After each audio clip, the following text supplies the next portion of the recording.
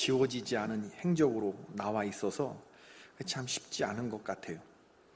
예전엔 적당히 모르고 좀 감추어진 부분들이 있어야 존경이 될 텐데, 이제는 뭐 낱낱이 행동들이 다 검증이라는 이름 하에, 필터링이라는 이름 하에 다 드러나기 때문에, 또 본인 스스로도 분골쇄신하면서 잘 열심히 노력하려고 하는 그런 사람도, 그런 지도자도 찾아보기 힘듭니다. 많이 배우고 훌륭한 기능을 가지고 있는 그런 분들은 많지만, 정말 중요한 그 인간성, 좋은 성품, 인격을 갖춘 그런 지도자를 찾아보기가 쉽지 않습니다. 사회가 급변하고 있는 만큼 강력한 지도자가 절대적으로 필요한 시대이지만, 우리가 쉽게 마음을 주는 그런 지도자를 발견할 수 없다고 하는 것이 이 시대의 비극입니다. 지도자가 없는 단체는 선장 없는 배와 같습니다. 사회도 그렇고 교회도 그렇습니다. 오늘 본문은 교회 지도자에 관한 말씀이에요. 잘 다스리는 장로들은, 또 디모데서에 나오는 감독들은, 집사들은 다 교회 지도자를 말하고 있는 겁니다. 우리 교회로 치면 성도들을 이끌고 있는 속장님들, 또 장로님들, 중직자들, 또 교역자들, 이렇게 볼 수가 있겠죠. 오늘 짧은 구절을 읽었지만 성령님께서 저와 여러분의 마음을 밝혀주시기를 바랍니다. 그리고 결론적으로는 우리 개포교회에 좋은 지도자가 잘 세워지고, 또 좋은 지도자가 잘 청빙되고, 또 잡음 없이 잘 또 모든 것들이 치리가 될 수 있는 그러한 재단이 되기를 바라는 거죠. 교회는 지도자에 의해서 부흥이 되고, 또 지도자에 의해서 교회가 허물어지는 것입니다. 오늘 본문에 보니까 우선 첫 번째로 바울이 디모데에게 하는 말이 뭐냐면, 교회를 목회할 때 지도자의 역할들을 참 존중해 주어라, 그런 얘기를 합니다. 잘 다스리는 자들은 배나 더 존중하라 라고 말합니다. 왜 교회의 지도자를 우리가 배나 더 존경할 자로 알아야 하느냐? 그들이 말씀 양육과 성도들의 영적 성장을 돕고 책임지는 역할을 수행하기 때문에 그렇습니다. 교회가 성령의 위로로 진행하고 고요하고 평안한 중에 순항하고 있다고 하는 건 참으로 귀한 일이고, 그것은 잘 세워진 하나님의 손에 붙들린 리더십들이 있기 때문에 그런 것이거든요. 특별히 가르치고 다스리는 사역을 감당하는 지도자들은 참으로 귀합니다. 이런 목회자들을, 이런 지도자들을 감사하게 생각하시고 또 잘 순종할 줄 아는 복된 심령들이 되시기를 바랍니다. 성도는 말씀을 통해서 변화가 됩니다. 또 하나 변화될 수 있는 존재가 있는데, 사탄 마귀의 역사에 의해서도 변화가 됩니다. 사람을 변화시키는 두 개, 하나는 성령님이고 또 하나는 사탄 마귀입니다. 좋은 변화, 말씀을 받고 난 이후에 우리가 좋아지는 변화를 이루기 위해서 우리를 가르치고 다스리는 지도자의 역할을 존중해야 되는 것이죠. 또 하나 얘기하는 것은 뭐냐면 18절의 말씀, 곡식을 밟아 떠는 소의 입에 망을 씌우지 말라. 이건 뭐냐면 교회 지도자들의 재정적인 지원을 말하는 부분입니다. 일꾼이 그 삭슬 받는 것이 마땅하다. 신명기 25장 4절의 말씀을 근본으로 하고 있는 것입니다. 사역자의 생계 문제에 관한 타당한 근거로 사용되고 있는 그런 본문이죠. 성전의 일을 하는 이들은 성전에서 나는 것을 먹어야 한다. 제단을 모시는 이들은 제단과 함께 나누는 것을 너희가 알지 못하느냐. 바울이 고린도전서 9장 13절에서 했던 말씀이에요. 이와 같이 주께서도 복음 전파하는 자들이 복음으로 말미암아 살리라 하셨느니라. 여러분 어떻게 생각하십니까? 목회자가 교회에서 받는 사례 말고 세큘러 잡, 세상에서의 다른 어떤 생계를 이을 만한 어떤 일이 있어야 한다고 생각하세요? 아니면 전적으로 교회에서 살아가야 한다고 생각하세요? 오늘날 세속적인 직업을 가지고 목회도 병행하는 이중직 목회자들이 있습니다. 그리고 성도님들도, 어떤 성도님들은 목사도 자기의 생계수단을 가지고 있어야 된다, 사회생활하면서 교회를 하는 자비량 목회자가 진짜 성도다, 진짜 목회자다, 이렇게 생각하시는 분들이 있습니다. 바울도 장막 만드는 그런 세속적인 직업을 가지고 있었고, 그리고 자비량하지 않았느냐, 교회에서 사례를 받지 않지 않았느냐, 그렇게 생각하시는 분들이 있는데, 오늘 본문에서 사도 바울은 디모데에게 자기는 자비량을 했으면서도 이런 얘기를 하는 거예요. 성경이 일러스되 곡식을 밟아 떠는 소의 입에 망을 씌우지 말라. 이 이중직 사역자들의 사명도 참 귀하지만 교회가 어느 정도 자립을 이루게 되면 전적으로 목회자가 목회에만 전념할 수 있도록 생활을 배려해야 한다고 생각을 합니다. 여러분, 생계가 이루어지는 곳이 교회가 아니고 만약에 다른 곳이면 어디에 더 먼저 신경이 가겠어요? 프라이어리티가 어디 있겠어요? 당연히 생계하는 곳에 관심을 가게 되어 있다고요. 교회 생경을 들쓰게 된다고. 어떤 일이었을 때 뭐 기도하거나 엎드려서 간절히 이렇게 되지 않고 생계가 해결이 되는 어떤 거기 있다고 그러면 그리고 이 두 가지를 잘하는 목회자를 제가 별로 보지 못했습니다. 그저 목회자는 목회에만 전념할 수 있도록 그런 구조의 교회가 저는 더 안정적이라고 생각이 되는 거죠. 제가 미국에서 목회를 개척교회를 했을 때에 개척될 당시는 성도가 한 명도 없었는데 개척이 되고 나서 그해 연말에 교회가 자립을 이루게 되었어요. 그건 어떤 훈련된 성도님들이 훅 들어왔어요. 교회에 문제들이 있어서 어려워진 분들이 중창단 모임으로 한 8가정 정도가 모여서 미국 이민사회에서 비슷비슷한 형편에 있는 분들이 거긴 다 고액 연봉자들이었습니다. 구글, 애플 여기에 근무하시는 엔지니어도 있었고 컨트랙트 하시는 분들도 있었고 다 자기들 하우스들 가지고 있고 이분들이 이제 교회 창립 기념일이라든지 장로님 장립식이라든지 뭐 이런 데 있으면 이렇게 오병이어 중창단 그래가지고 중창하는 것을 본인들의 그 재능 기부로 생각하시고 그렇게 모여서 하는 그런 분들인데 그런 분들 8가정이 전부 우리 교회로 훅 들어왔어요. 그렇게 만나게 되어서 개척 첫 해에 이제 그분들을 중심으로 이렇게 교회가 커나가면서 자립을 이루게 되었는데 제가 지금도 오늘 본문을 보면서 감사함으로 떠올려지는 그 8가정 중에 리더격인 그 집사님이 계셨는데 제가 1년 뒤에 이분에게 권사 직분을 교회가 맡겨드렸죠. 담임 목회자에 대한 생활비에 UMC 교인이었기 때문에 미연합감리교회 교인이었는데 분명한 개념이 있으셨어요. 그분이 지도적인 위치에서 그렇게 감당해서 첫 해부터 저는 풀 컴펜세이션 샐러리를 받을 수 있었어요. 헌금되는 거의 절반 이상을 담임자에게 UMC의 생활 기준에 맞추어서 처음 시작되는 개척교회 목사인데 그 이듬해서부터 UMC 목회자의 그 풀 컴펜세이션 샐러리를 받을 수 있었던 거죠. 이거 여러분 쉬운 얘기 아닙니다. 명확한 개념이 있지 아니하면 이거 일반 성도들 같으면 실족할 얘기예요. 교회가 거두어지는 헌금의 거의 절반 이상 3분의 1을 다 담임 목회자에게 사례를 해야 되는데 거기에 대한 분명한 개념이 있으셔서 목사님이 서셔야 교회가 선다. 여기에 대한 아주 분명한 생각이 있으셨는데 그걸 보면서 제가 교회가 개척교회지 성도가 개척가정은 아니었다. 이 생각을 하면서 참 감사한 생각이 들었어요. 정말이냐고 그랬더니 정말이래요. 앞으로 우리와 함께 같이 먹고 같이 죽으셔야 됩니다. 딱 그래서 알았다고. 그리고 제가 다이어리에서 5년 동안 나를 목회를 이렇게 도와주기로 한 교회들 50만 원 도와주는 교회, 20만 원 도와주는 교회, 30만 원 도와주는 교회 이렇게 해서 제가 5,000불을 준비했었는데 그러니까 교회에서 헌금이 되지 않아도 매달 5,000불씩의 생활비가 3년 동안 약속이 되어 있는 걸 다이어리를 보여주면서 그분하고 나 이제 이거 지울 거다. 이거 하나씩 지울 거다. 그래서 그 자리에서 한국에 있는 목사님들한테 전화를 해서 그런 분들이 다 우리 교회에 와서 설교하고 그랬던 고마우신 분들인데 형님 이제 저 안 도와주셔도 돼요. 우리 교회가 자립을 이루었습니다. 그리고 하나씩 다 지웠어요. 그게 얼마나 큰 기쁨이고 간증인지도 몰라요. 지방에서도 겨자씨 헌금 그래서 개척교회에 지원되는 매달 1,000불씩 100만 원씩의 지원금이 있었는데 그것도 감리사님한테 전화해서 3번 더 받을 기회가 있었는데 9월 달에 안 받겠습니다 했어요. 자기 목회 인생에 그런 거 안 받는 사람 저 처음이었대요. 할렐루야. 저도 지금 목회를 해보지만 우리 선교사님이나 목사님들 지방 목사님들이 자립을 이루었다고 개포교회 선교 지원금 안 보내주셔도 된다고 전화를 받은 적이 한 번도 없어요. 지금 5년 됐는데도.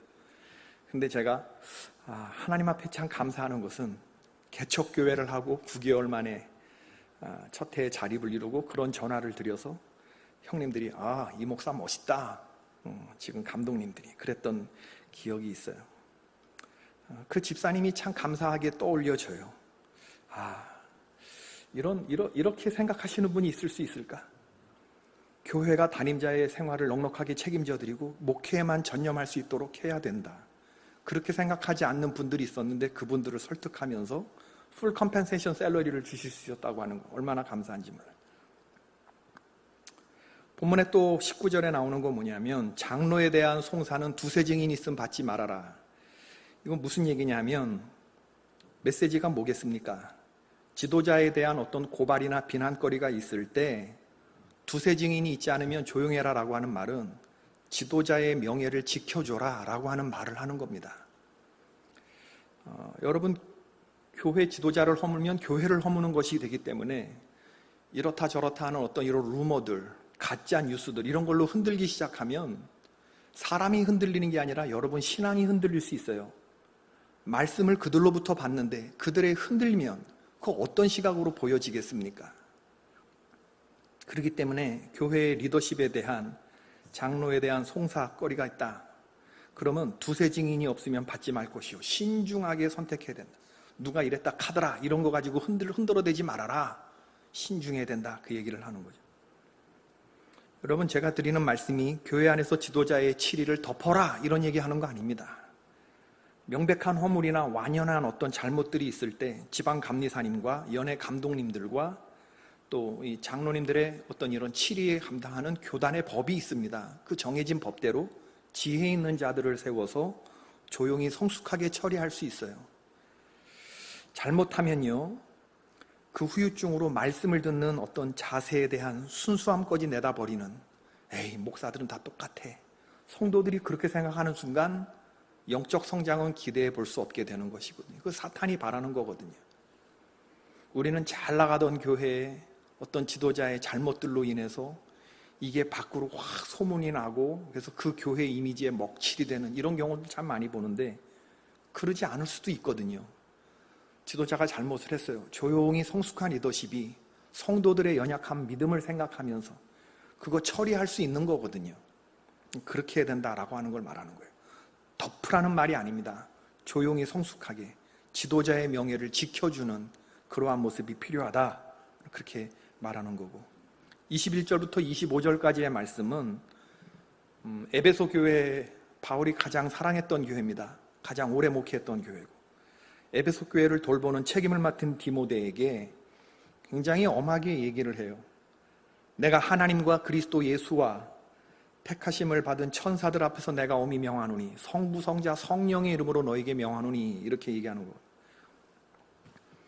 교회를 목회하는 데 있어서 많은 사람들이 불편하게 생각하지 아니하도록 공평한 기준을 가지고 적용하고 성도들에게 직무를 맡길 때에는 시간을 두고 신중해야 된다, 그 말을 하는 겁니다. 오늘 본문에 22절 말씀, 아무에게나 경솔히 손 얹지 말아라, 아무에게나 안수하지 말아라 라고 하는 말. 오늘날 안수가 너무나 많이 남발되는 경향이 있어요. 이건 뭐 목회자를 세우거나 장로님에게 안수하는 것뿐만 아니라 누구에게 일을 맡기는 거 다 이거 안수한다, 그 사람에게 특별한 어떤 은사를 맡긴다, 이런 건데 그 사람의 자질을 충분히 검증해 보지도 않고 너무나 쉽게 지도자로 세우는 것에 대한 그런 권면을 하고 있는 거예요. 거기에 대한 경계의 말씀을 주고 있는 겁니다. 아무에게나 경솔히 안수하지 말고 다른 사람의 죄에 간섭하지 말고 내 자신의 순결을 지켜라, 그렇게 얘기를 하는데 또 하나 얘기하는 것은 지도자의 성적인 순결을 말해요. 디모데서에서 말할 때 순결을 말할 때에는, 깨끗함을 말할 때는 성적인 것을 말하는 겁니다. 디모데 마찬가지예요. 성적인 순결. 얼마나 많은 지도자들이 이 문제에 넘어지는지 몰라요. 디모데전서 우리가 앞에서도 살펴봤지만 4장 12절에도 믿음과 정절에 관한 그러한 교훈의 말씀을 주신 적이 있어요. 교회의 지도자는 믿음과 정절에 있어서 본이 되어야 한다. 그리고 5장 2절에도 젊은 여자를 일절 깨끗함으로 잠에 대하듯 하라, 이렇게 말씀을 주고 계시거든요. 그러니까 이 성적인 문제, 이 성적인 순결의 문제들, 이건 늘 조심해야 되는 그러한 문제다라고 하는 거예요. 지도자의 성적인 순결, 그 다음에 23절에 보면 지도자의 건강관리. 어떤 분들은 성경에 물만 마시지 말고 포도주를 마셔라, 술을 허용하는 개념이다 하면서 오늘 본문 얘기하는데 전체적인 맥락을 놓치시는 아전인수격의 본문 해석이라고 생각이 됩니다. 디모데의 위장병을 생각하면서, 디모데의 건강을 생각하면서 포도주를 조금씩 쓰라, 술 마시란 얘기가 아닙니다. 약으로 써라 하는 그런 지도자의 건강관리를 말하는 그러한 본문으로 알아야 하는 것이죠. 자기에게 주어진 지도력, 자기에게 맡겨진 영혼들을 위해서 건강에 대해서도 잘 관리해야 될 책임이 목회 중에 아주 중요한 부분이라고 하는 것이죠. 성도들에게 최고의 에너지를 주어야 하기 때문에 이 건강관리는 목회자의 굉장히 중요한 한 일부분이에요. 저희 아버님이나 안성호 목사님이 꼭 건강 조심하시라고 그렇게 전화로 끝날 때마다, 전화 이제 끊을 때마다 그런 말씀을 하시는데, 주는 대로 다 먹었어요. 80kg, 90kg가 막 넘어가요. 100kg에 육박을 했었어요. 한때 제가 말은 안 하지만 98kg 간 적이 있었어요. 개포교회에서. 뒤룩뒤룩하면 뒤룩뒤룩. 예전에 설교했던 거 한번 보세요. 어느 날 하여튼 우리 목사님 볼살이 터져나간다 막 그랬던 적인데, 지금은 다시 팔자를 회복했습니다. 사실 앞자리가 팔자로 들어와서 5kg는 더 빼야겠다. 당뇨, 내당능 장애로 자꾸 나오는 거예요. 그래서 이 약 먹기 전에 한번 좀 식이요법으로 해봐야겠다, 그런 생각을 하면, 참 이 지도자의 에너지 굉장히 중요한 거죠. 건강 망치면 안 됩니다. 사역은 잘 되는데 건강 망쳤다? 잘 되는 거 아니에요. 그냥 다 같이 망가지는 거지.